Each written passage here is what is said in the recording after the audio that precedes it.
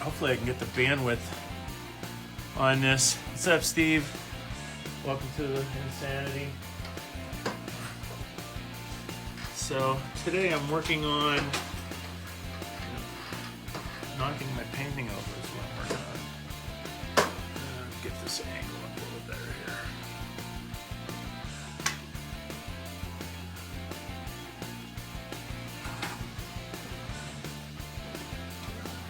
What I'm going to be working on today, what's up, Marty?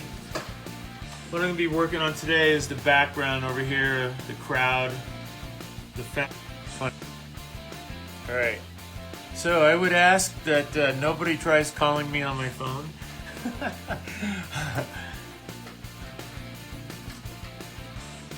It kind of shuts down the video. Thanks, Bobby. Appreciate it, man.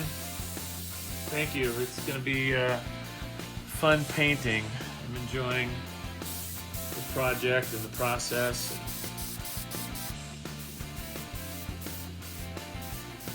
And I'm just kind of just creating it on the fly, not really trying to replicate anything.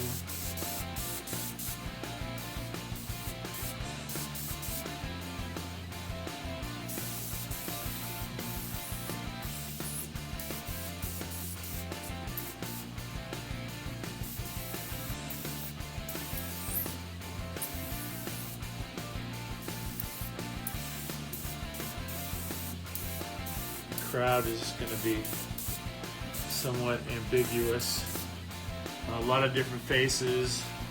I thought at one point in time it might be kind of cool to get everybody to submit photographs on a post on my page, and then I would take people's photographs and actually embed them into the painting. But that's probably putting a little bit more time into something that I can create quickly and make this thing move along a little faster without going through that. But down the road, I think I will try that. I think that might be kind of a fun little interaction with everybody.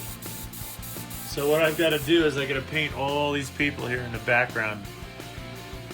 Crowd's going to go up about this far in the image, and we're going to have everybody's like recording, holding their phone, shining a light, and just kind of observing this whole thing here and interacting on their social medias and all that fun stuff.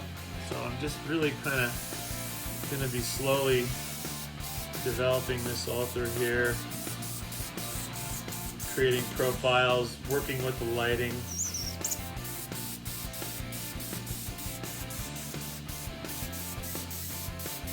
Most of the lighting would be coming almost like from behind the images, so the people behind them are kind of illuminating the back sides of the heads. And so what I'm going to be dealing with here too also is some sense of perspective, dealing with the size and the placements of the images, and then ultimately getting way back into the deep background where the contrast will be somewhat diminished. Paintbrush here, gesso.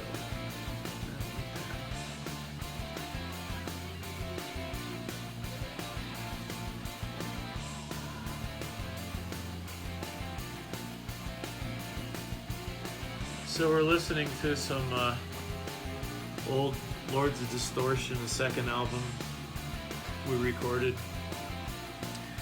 And it's so much easier to work when you're listening to music. Hey Randy, what's up, buddy? Kevin, how you guys doing, man? Thanks for joining me here on this fun little project.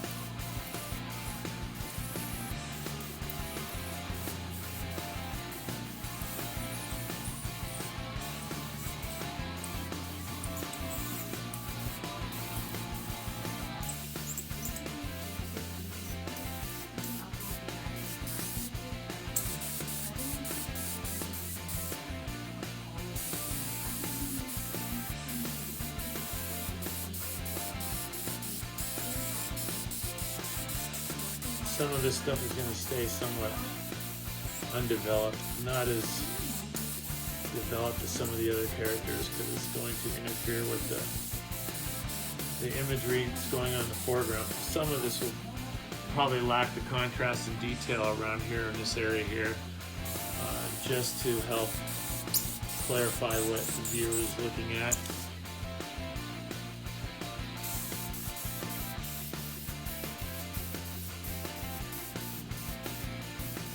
Just like yesterday, if you guys have any questions, feel free to ask.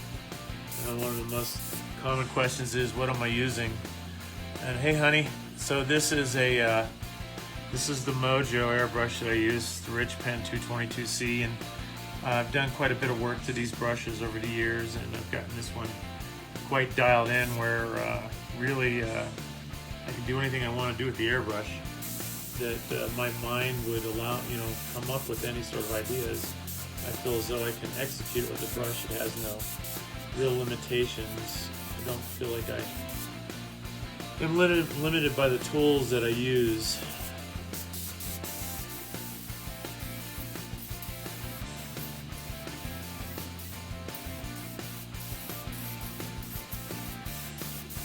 And I am doing this one completely freehand,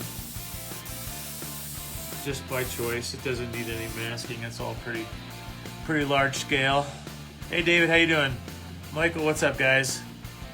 Yes, Barry, doing the LOD today. That's the only thing I can actually legally play when I do videos on Facebook is my own music. It's pretty crazy, but I get it, I guess. And normally I think they allow people sometimes to use other bands' music and stuff, but they got to give recognition, or there's a duration of which they can utilize the music and stuff. I'm not sure if there's a time limit, but this has been the only way I can actually listen to music while I work. So all these guys in the background are going to be somewhat zombies. I'm going to be hiding a little bit of some fun elements in this particular part of the painting. Just little things that I think if I sell prints that people will be able to look for and find on their own. I probably won't spend the entire time that I'm working on this painting on the camera, although I did work on it for a few hours this morning. I'm only going to probably put about an hour and a half in on the camera today. There's only so much I think that people can really take watching this stuff. And certainly listening to me blabber on. So yeah, this is a fun one though. See a lot of stuff going on.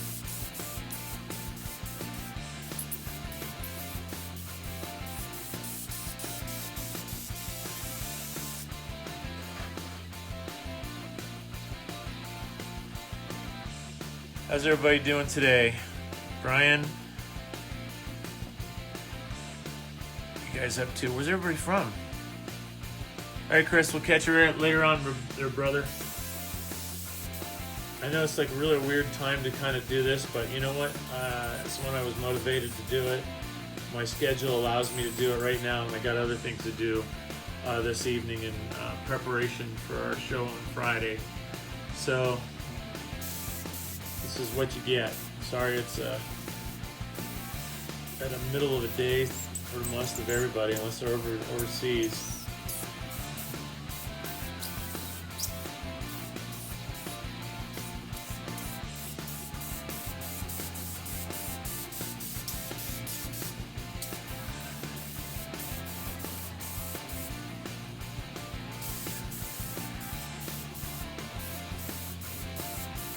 The fun part of these caricatures, these people in the background here, is going to be the interaction between each other, and kind of like the interaction of what's going on in the foreground. So I get to have a little bit of fun with some of the imagery and the paint work, and just kind of like creating it on the fly.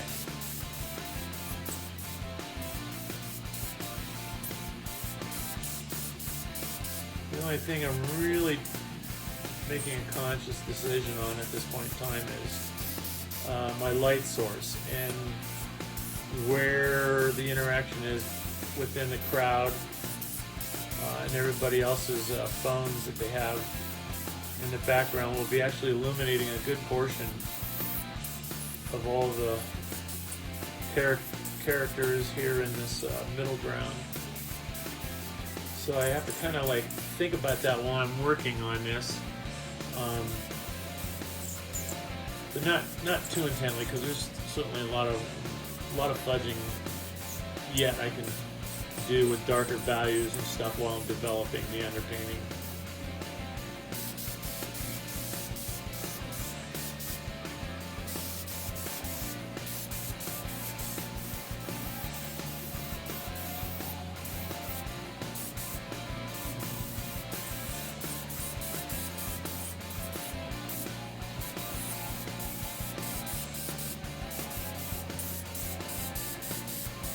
I'm going to probably remove some of the sketch marks here shortly. As I start to get into this, I don't want to have the stabilo popping back up through my work later on. So I'm going to go ahead and do that right now in this area.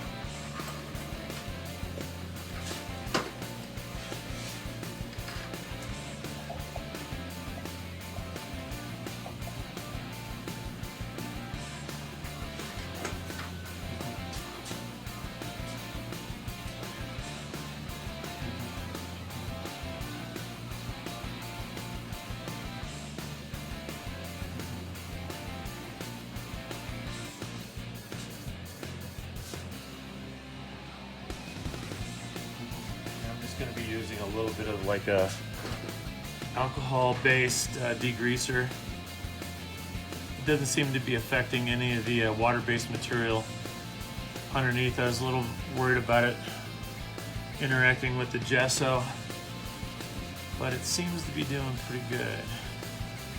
Alright, so now I'm going to continue across here, get into some here, some development, some interaction with like the security gate. Kind of holding everybody back, and then I'll move on up here, lower the painting down a little bit, I think, and get that going. The color I'm working with is about a medium gray with just a touch of blue in it.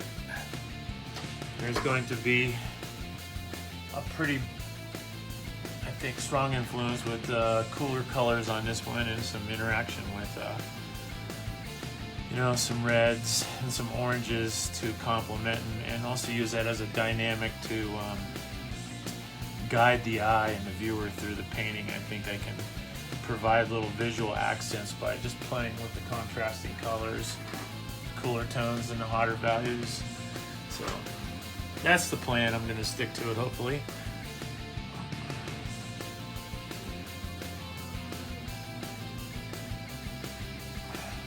Honey, I went to college for illustration. Hey David, what's up, brother? Sean. So I went to college at Edinburgh University for illustration, and I studied human anatomy and Russian linguistics, believe it or not. But I was studying to be an illustrator when I was in college. And you know, so much changed so fast after I got out of school, and it was computer age. So the demand for, I think, illustrators such as myself who were working with physical medium was in a weird phase. But I kind of fancied myself at the time, thinking I was going to get into medical illustration, and again, that was affected immediately by electronic technologies and stuff like that. So, you know, I kind of got frustrated with my art career and my schooling, and I had my music as an opportunity to do something that I love to do, and so I kind of switched gears and ended up performing music for a good portion of my life since I was, you know, 16 years of age, and certainly after I got out of school. Thanks, Gary. Appreciate it. Shane, what's up, brother? How you doing, David? What's happening over there? Enjoying all those little micro paintings you're doing. See, and you're using a bunch of different brushes and mediums too. That's cool. All right, so now I'm gonna start working. Also, continue this way a little bit. Maybe a couple lines in here that I can use to break up that negative space and start getting a little bit more formal again.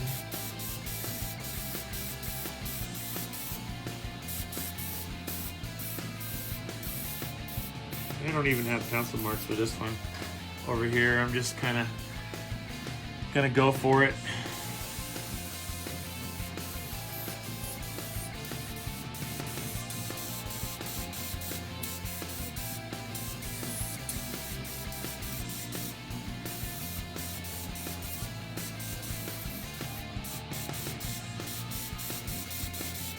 Following a certain amount of, I guess you'd say, rules procedurally as far as lighting goes and stuff, but I think if you know them well enough, you can break them to your advantage creatively, knowing how to still maintain some sense of, oh yeah, the viewer is going to believe it, but you can break the rules in order to provide a little more control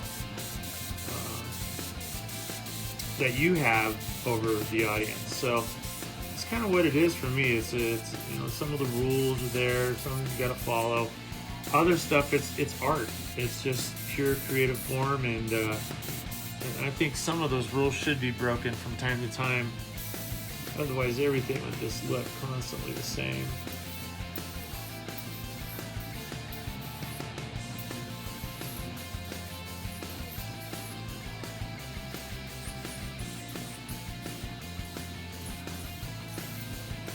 Hopefully the video doesn't get shut off because I'm playing music.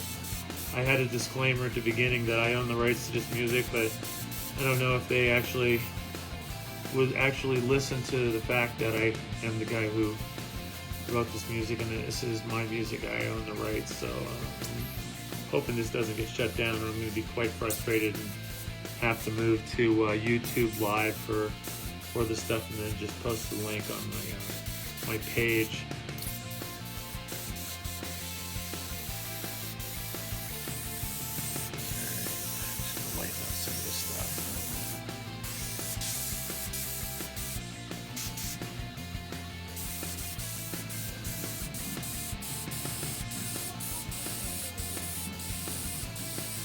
And I'm going to have the light kind of falling away from the shoulders and the faces of the image, so that will provide me with some ability to control some of the space behind all these guys here and develop a little bit of negative space, which in turn will contrast the amount of light being reflected or eliminated onto the backside of the images. So that's where I'm going to take my creative law breaking in the hand and try to utilize that to my advantage.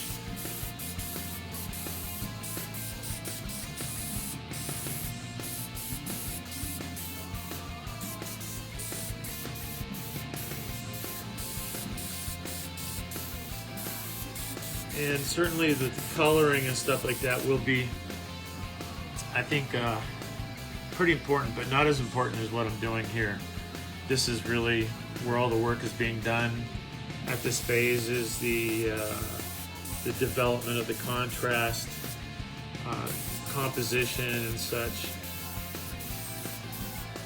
I don't want the color to destroy what I'm trying to do, so it's probably going to be a lot of real subdued values, or colors, not real brilliant, rich colors that I'm going to use. So.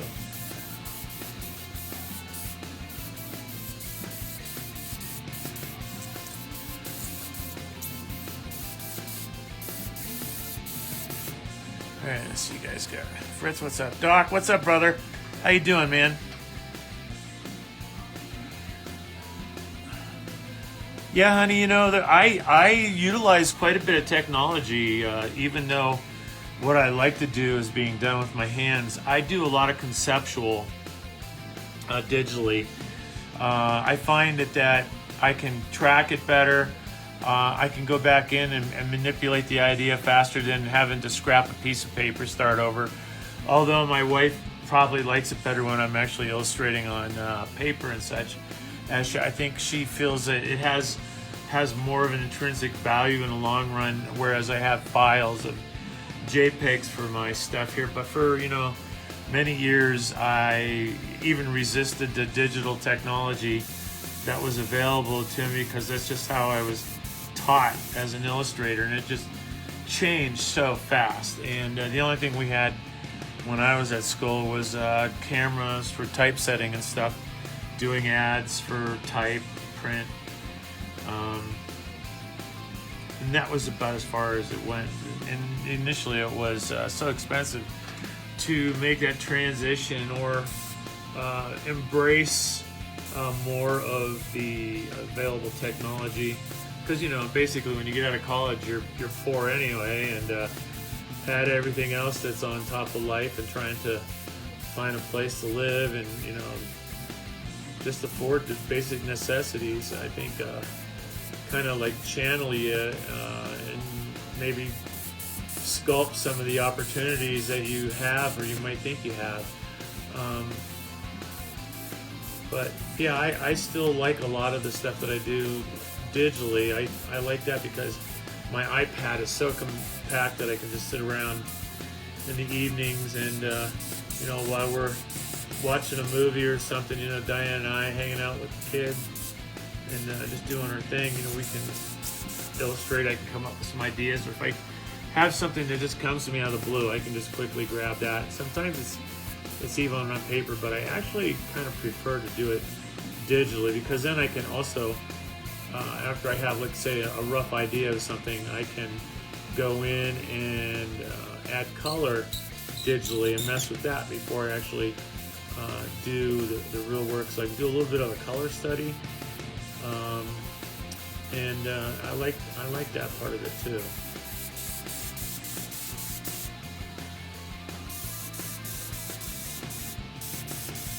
So this color here, I know it's looking really like quite bright, but it's really dulled down. I'll put a piece of paper up next to it.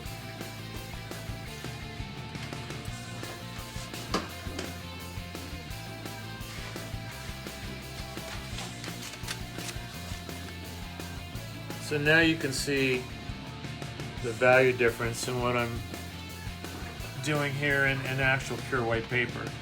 You can almost see a little bit of the blue, but it is far from it. Thanks, David. Take care, buddy. Hi, Diane.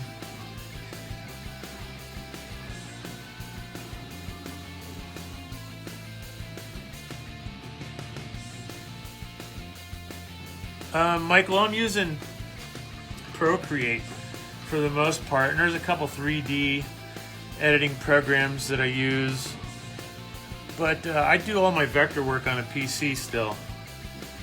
But for quick compositions and things like that, I think Procreate it's got to be the best value on the market today. Quite honestly, it's just so impressive what it can do, and for the price point that it is, I really strongly suggest if you have an iPad Pro to get a hold of that program, because it is amazing.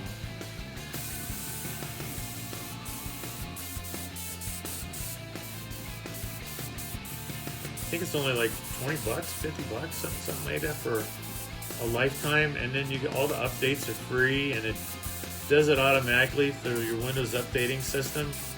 So yeah, it's a great program. I've done a lot of album cover artwork on just with that as well, and it's gotten rid of the necessity to sit in front of a large tower or large monitor all night long in a chair that you've already been sitting in working on all day. So it gives you a lot of flexibility. Like when I'm on a flight or something, I can actually sit and draw. Like I gotta leave for New York State here next week, and I've got a couple jobs I'm going to take on while I'm back there, and what I'll probably do is just work on the conceptual stuff while I'm actually in flight on the way there. So that's kind of cool to have that ability. You know, it's a little tougher to do that with a sketch pad. I've done it back in the day, and everybody's always curious. Oh, geez, you're an artist. Let me watch you work the whole time on the plane. So the digital kind of gets hidden. It looks like I'm just playing a video game.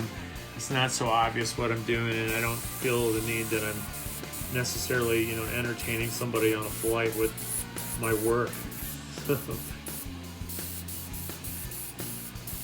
Right now I'm just going to pop in some heads here, some just shapes, kind of feel the density and start focusing on the size difference to work with that forced perspective. So, and then I'm going to wipe everything down here quickly. And as I'm doing this, I'm thinking about the size mostly, trying to keep things in check, gradually getting smaller.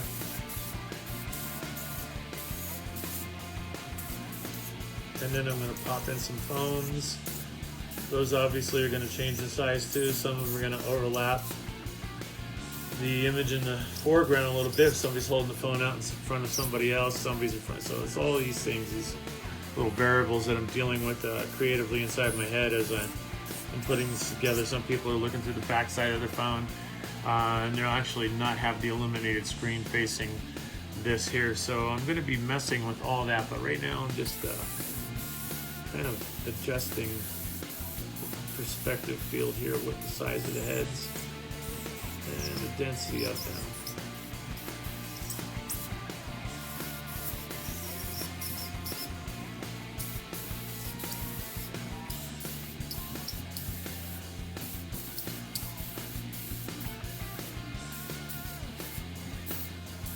It's very loose.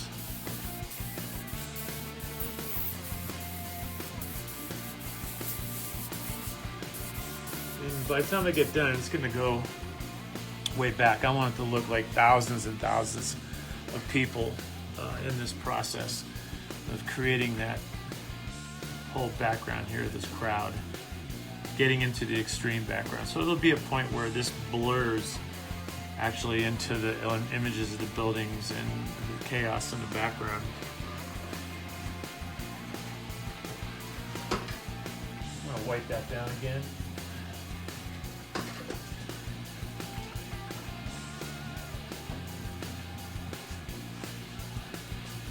I don't know if the music is too loud. I almost want to turn it up a little bit, but if you guys can't hear me talking, it's kind of interfering with that. So, I mean, I could just shut up and just listen to music too, but I figure I'm going to answer some questions. Hey, thanks, Bobby. I appreciate it. It's, hey, Todd, what's up, buddy? So this is, yeah, it's a process, and I think art is, 90% mental. The 10% is the physical nature in which you apply it. I think that that's the important thing. That's the thing I think we lose in education these days as artists. And in the art field itself is developing someone's thought process when they're working creatively. It's a different story when you're replicating an image or using a reference and stuff like that. You have to actually not only be able to duplicate what you're seeing, but understand why it is that you're seeing it. And when you can bridge that into what you have in your mind, then it'll come a lot easier. But it does take a certain amount of understanding and these things that I don't know if they're necessarily teaching this form of art anymore, where people are actually just creating stuff. I think it's more liberal college, you might get that, but art has become, I think, more commercialized in the sense that if you want to make a living as an artist, you have to do what everybody tells you to do. You have to conform to the need of society or whatever. But, for me, I've been adapting and molding myself, my career, all my life, having started out with, painting signs back in the late 80s and moving on to the 90s, where I was doing nothing but motorcycles and lowered cars and sport trucks and stuff, and I enjoyed that time. It was a very good time, but I had to have that flexibility in those days. Nothing was really handed to me on a plate, but that, I feel, in the end has given me a lot of time to observe and see things as an artist and grow maturely. And I feel as though at almost 60 I have come upon a time where I feel like I want to take all the things that I've learned and do them for myself, by myself, and maybe suffer with that at the same time as an artist, and not being reimbursed for your time as well as I have been for painting guitars and stuff and motorcycles in the past. And I guess we just grow. We grow as people and we grow as artists, and it's kind of like where I'm at really physically with what I'm doing.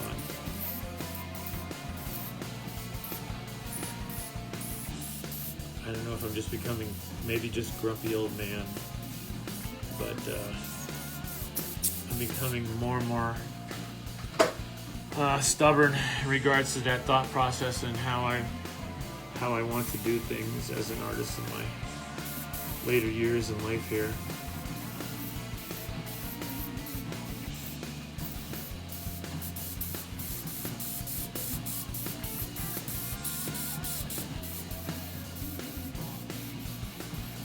I'm going to add just a little bit of reducer.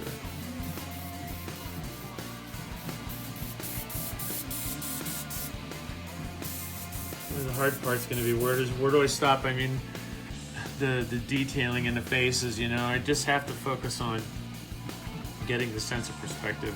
I think I'll be losing the details in the faces when they're a quarter of an inch tall. I might be just looking at eliminated spheres and, you know, portraying them simply by showing which way the light is falling on that object. I won't be able to really put in a whole lot of facial features that will make a real difference. But while I can, I'm going to enjoy it and try to create a lot of interest at a very small scale.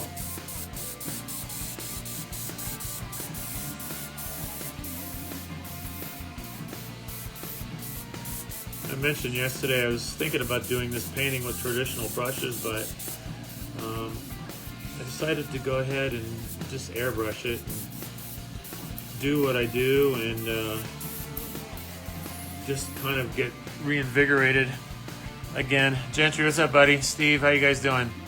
Hi, Tammy. Thank you, appreciate it.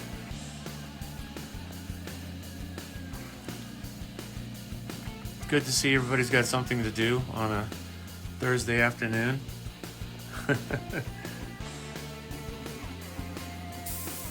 I'm only gonna probably shoot for like an hour today while I'm working on this, and then I'm gonna be leaving tomorrow to head back home for about 10 days, and I'll get back to it when I get home. I actually have a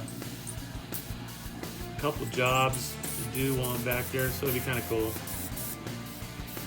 Get to do some visiting some old friends, do some bicycling around the peninsula, go visit some clubs, go see some bands play. One thing I really enjoy doing when I come home is seeing all the other old farts out there still rocking. It's kind of cool. So for you guys who are just joining, we mentioned the color I'm using. So you can see that color difference, the value difference between the white and that here. Now I still have room, quite a bit of room to make a highlight in this field of color right here, even though the opacity level is at 100% of what I'm using. Coming back in, and I still probably won't use pure white at all for the highlights. So it'll probably have just a tint of whatever light source is affecting it. So you can kind of see that's generally how I like to start things. I used to do it back in the day, would be pure white and then go to candies and stuff like that, and I found that because it was easy to keep track of when I had to do like multiple things, like we're painting so many motorcycles a day. and to be able to come back in if something happened to one of the bikes and I needed to repair a panel or a fender or something like that, then I would know how I went about things, but more so the color palette was always unified, and so I wasn't spending a whole lot of time mixing color. But as I got older and I think more mature with my art, if you could say that, I started developing more work with opaque colors and then dealing with the transparency of them, not just using a candy transparent wash over top of the whites and stuff like that. You get a lot of interaction of value and color that's kind of positively unexpected when you work with I think the opacity, or let's say the opaque values, rather than candies. With candies, you can actually, I think, I don't like being able not be able to come back in with my highlights and having the candy colors affect what I'm doing so much in the final portions of my painting. And oftentimes you won't find out with that until you're completely done with the painting and you have put clear over top of your artwork, and then it changes. The thinners will actually leach the candy values up through your painting and kind of destroy the colors or the application of your highlights. So that's one of the reasons I've kind of switched over the years to doing it like this. I don't really feel pressured to do art in a hurry or in multiplication of that. You know, I like to be relaxed when I'm doing my art. Having deadlines is one thing, but I think that most customers really appreciate the fact that they're not burdening you with an absurd date to do something, and therefore it changes the way you do stuff sometimes, and I don't like to have that stuff compromising what I love to do and those things. And you know, I've just afforded that with age and experience. I mean, as a younger artist, you really didn't have much of a choice. You know, you're just trying to survive and all that fun stuff. Patrick, what's up, buddy? Clifford. Hey, Todd, we'll go through it. Yeah, Gentry, I don't think I've ever gotten one of those from you, brother, but I always kind of keep the handles off for the most part when I'm airbrushing. I generally take them off so I have quick access to the chuck and stuff, but I know that's what your brush does give you, a lot of that option as well. I just think that the balance for me, I kind of like gotten used to it, and it seems like as many times as I've tried to put my handle on the back of my brush, it comes off as fast as I put it on. So I don't know what the magic answer is for me, but yeah, I would certainly have no problem doing that. Hey John, you're welcome. Thanks Steve, appreciate it. Thank you Mark, appreciate it. Much appreciated, fellas. So as I'm working up the side of this here, I'm going to keep focusing on where I'm suggesting there's a face, and some of it's going to be pretty subdued as it gets smaller, and I'm just going to be making mild suggestions and allowing the viewer's eye to participate in creating what isn't there. And we have a natural ability to do that, and that's one of the things I most admired by artists like Frank Frazetta. He would give you enough to kind of suck you in and make you realize what you were seeing or what you thought you were seeing. So I'm going to change over music here real quick. I can only listen to the Lords of Distortion. I apologize, guys. I've got some Damien Steele too from the 80s that maybe we could play too.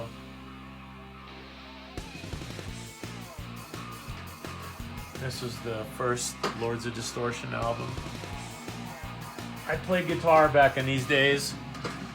Now I'm a bass player. Lazy, I don't have to deal with 2 more strings. Chuck, what's up, brother? How you doing, man? Congratulations on the cool truck. Some serious work you've done there, and quite proud to call you a friend and fellow Dino's guy. But yeah, it's an amazing. John does some pretty cool stuff. John's a really great talent. I knew him when I was younger working in Arizona. Never had a chance to really work for him, but I knew he was a musician and always admired the work that he had done. Been to his shop once or twice with Dean trying to recruit work and stuff. And I think he had Hal was doing a good portion of the work for him at the time, Hal Lou. And Hal was a very good friend of mine too, and still is to this day. So I wasn't too, upset when we didn't take work away from Hal. Yeah, we had enough work to do as it was. So thanks, Tracy. Dave, what's up, brother? Patrick, you guys all hanging in there, man? Getting ready for the weekend? I know we're playing down in Golden this weekend. It's going to be kind of cool. We're doing a show with a Project Foreigner tribute band. Tim's the drummer in that one also, so it'll be kind of cool. Not that far from home. I don't have to spend the night anywhere, which is kind of nice for a change. A lot of road gigs this year. I think we're probably real close to 30 shows, which isn't a whole lot compared to a lot of bands, but for guys like us, that's quite a bit. It was actually a good year. It's actually getting better and better all the time. I'm really blessed to have my music as a part of my creative life as well as my visual art.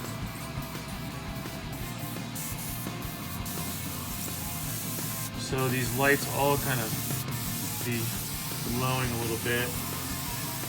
I think that makes some sense now, I guess. Frankie, what's up, brother?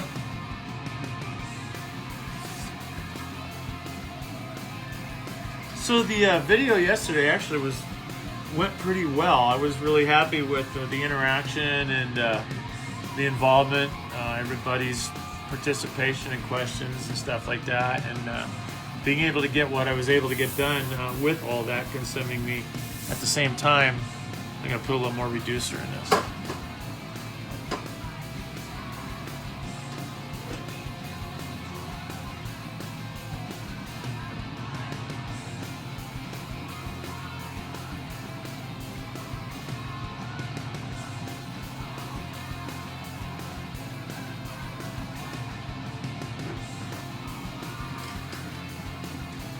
So what's going to happen here, as you see, things are getting really, let's say, uniform in the contrast levels. That's going to change. I think I'm going to stay with this color to about this point here. Then I'm going to actually darken this value, go back into this a little bit more, just a hair. So what that's going to require me to do, a little more work through here, and then I'm going to have to jump over to the other side and continue with that. And then I'm also going to be working on this security fence that's holding the crowd back. And then I'll work with a different value up here.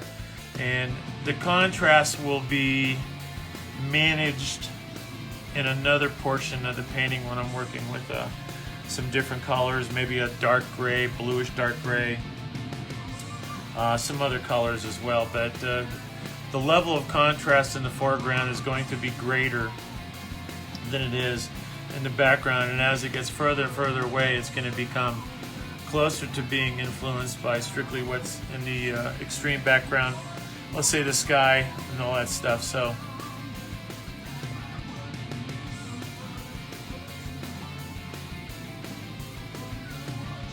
Michael, I've been using, just this guy. It's just the Apple iPencil, but I do have one of those films on the screen of the iPad, which kind of gives me a little bit of a drag, a little bit of resistance. It doesn't feel so slick, and I kind of like that too, So, but I'm actually due for that again because I've used this thing so much that I've actually taken out a lot of that feel because I've used it, so I'm due for another one. I would say that would be the first thing I would invest if you do get an iPad and you're running the iPencil, is to get one of those adhesive screens that goes over. It not only protects the screen, but it gives you a little bit more of a natural feel, like you're using a pencil or a pen. on top of it. So there's that.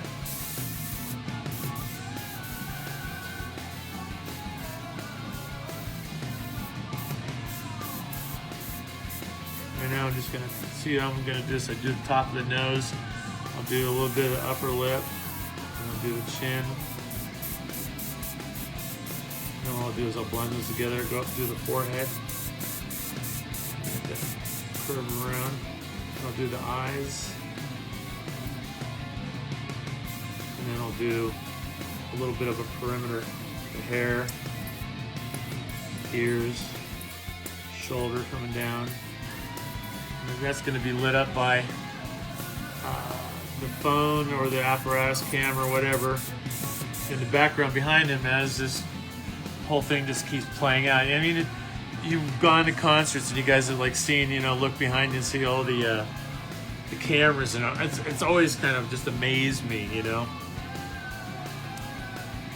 Yeah, Michael, exactly. It feels more like working on a paper rather than, you know, drawing on the plastic screen of your iPad. You'll love it. It works great. They're pretty inexpensive. They last a long time. I'm on my 3rd year with this one. I think that it was a game changer. I was really kind of frustrated at first because I didn't like the feel of it. I've been so used to drawing on paper that I'm like, God, I don't know if I'm going to get used to this. I might have wasted a whole lot of money on the iPad, but now it feels just like drawing with a pencil on paper, so I'm really enjoying that. It's such a great program too. It's great because you can do print-ready work on there. You can do a lot of layers for silk screening, separations, and all that stuff, and take care of a lot of things that would be like pre-press that clients would have to go out and do. Now you can take care of all that for them and include that into your billable time. But more importantly, as a tool, I think to capture ideas and creativity has been what it is for me.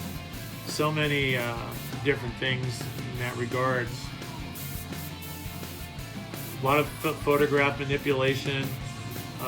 It's for the, you know, at first I was like, well, that's a lot of money for a little iPad, you know, but I quickly resigned to the fact that it was awesome and a great investment in a very short period of time after that. Some of these faces are going to be rather distorted. I don't really have any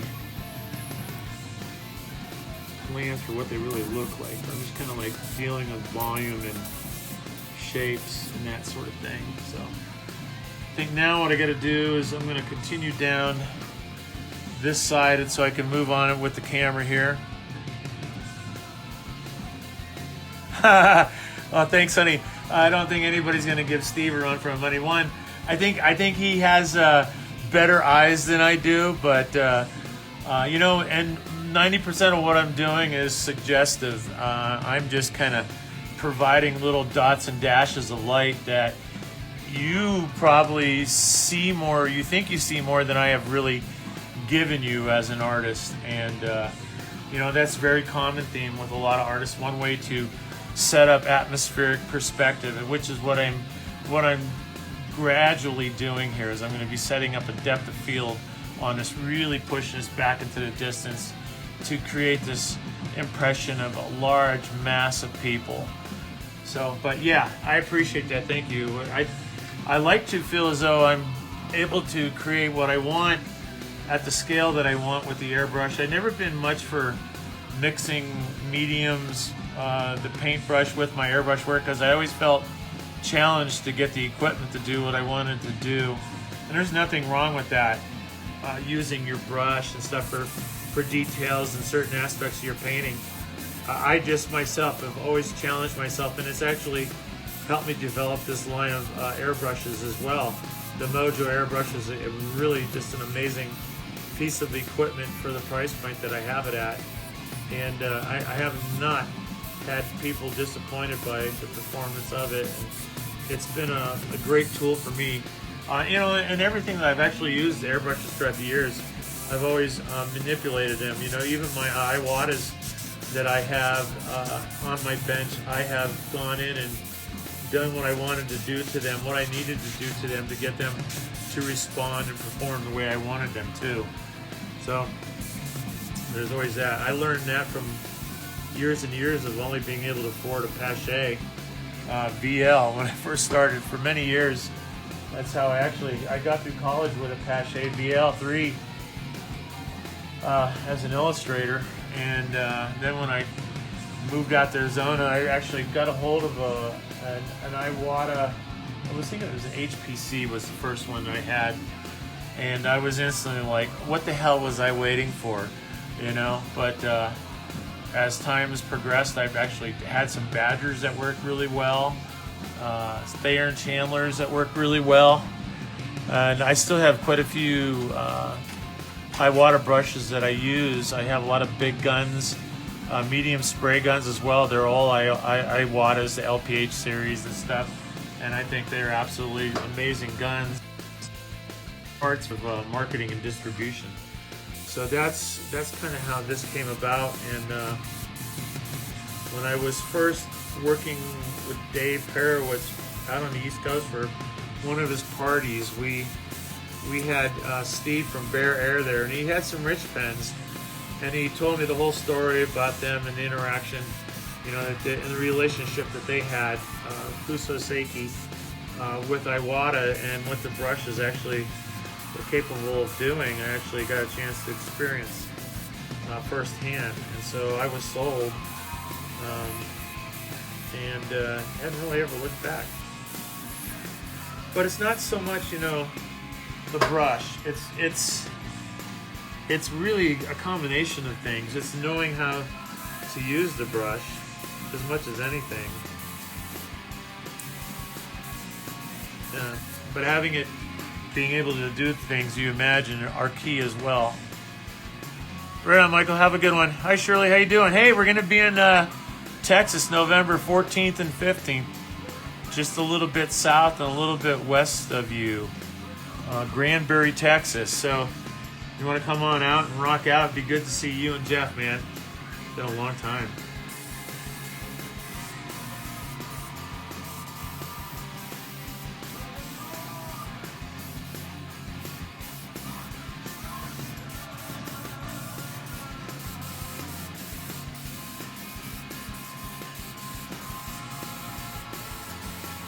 Right now I'm working on this gate that's going to be like draped with flags.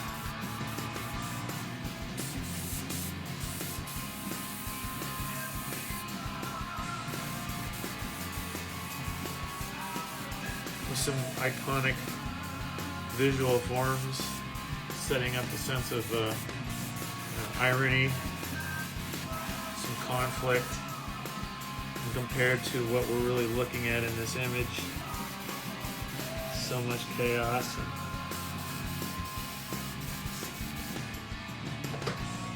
macabre sense of being with all the phones and stuff. Really just want to make it an interesting piece. I like the canvas. The canvas is cool. I normally would be doing this on like flat aluminum panel, but I do like the tooth of the canvas, being able to spray at an angle and mess with that, and that becomes part of the texture of the painting. So I don't do a whole lot on canvas, but you know, the funny thing is like you know, I had this impression after talking to several galleries, you know, about having art shows around the Denver area and stuff like that, and soon as I, you know, told them I was an airbrush artist, it kind of went downhill real fast. And then I noticed that the tone picked up a little bit when I mentioned I had some canvas. But so, you know, I kind of did that intentionally to come up with some paintings and develop them on canvases, maybe giving them a little bit more, I don't know, prestige, credibility, whatever it might be. So.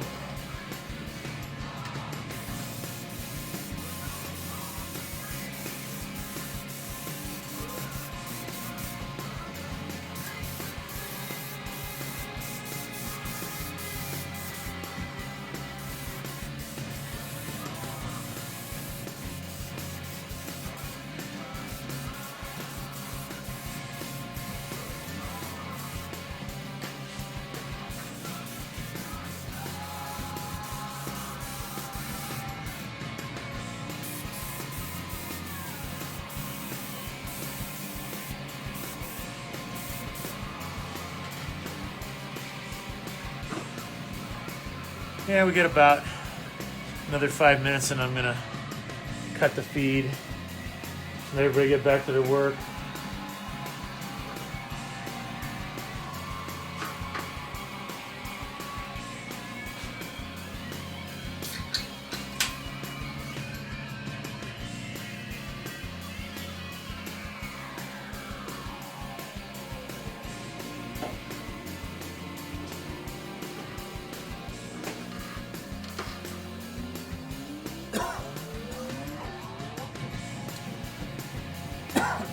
Excuse me. Choking on my soft drink here. And now I'm going to work over here. Yeah, no problem, Mark. You guys have a good one.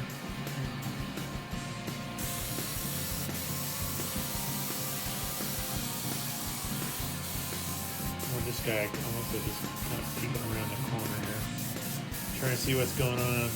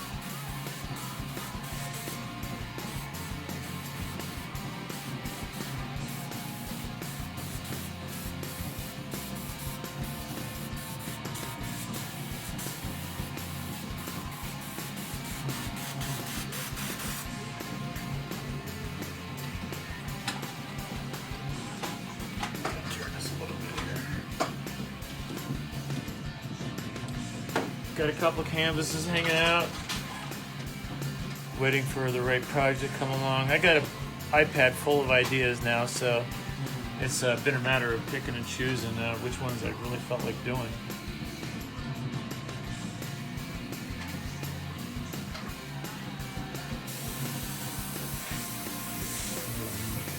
Putting some basic shapes here for the characters in the background.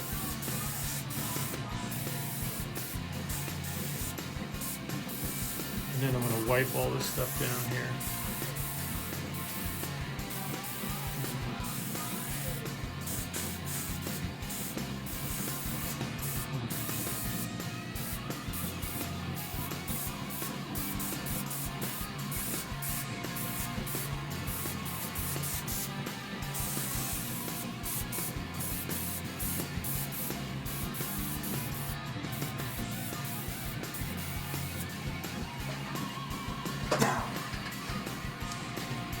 Get some of my degreaser.